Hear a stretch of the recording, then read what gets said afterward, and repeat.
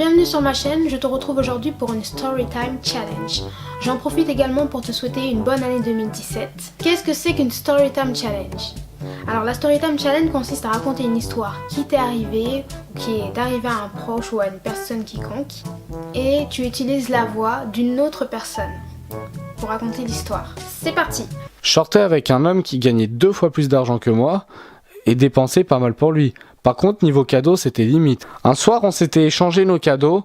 Je lui ai offert 3 cadeaux qui lui plaisaient car j'avais suivi ses goûts. Et savait ce que j'aurais aimé qu'il m'offre, car je lui ai répété sans cesse que j'aimerais ceci ou cela au cas où il n'aurait pas d'idée de cadeau à me faire. Quand j'ai ouvert mon paquet, il y avait un sac à main. Vous savez les sacs à main qui se vendent dans les marchés?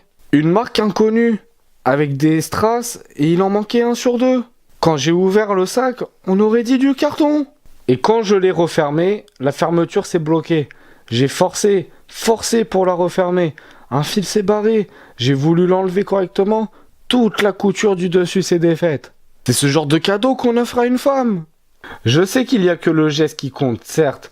Mais là, le sac était vraiment vilain. Vraiment de mauvaise qualité.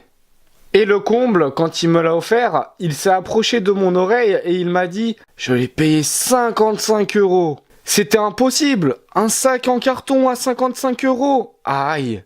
À chaque fois qu'il m'offrait un cadeau, il me disait le prix et ce n'était jamais le bon. L'année passée, il m'avait offert un portefeuille en me disant qu'il l'avait payé 60 €. J'avais horreur quand il me disait le prix. Les jours suivants, je suis tombé sur son portefeuille avec le ticket.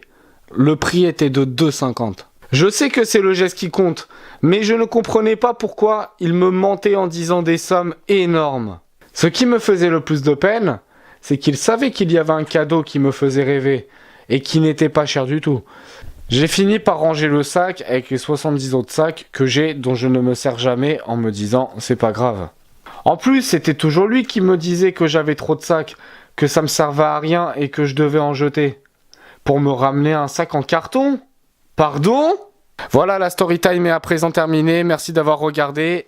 Et je tiens à vous préciser que cette histoire n'est pas la mienne. C'est l'histoire d'une fille qui voulait rester anonyme. Allez, bisous, à bientôt! Non, moi, je... C'est bon.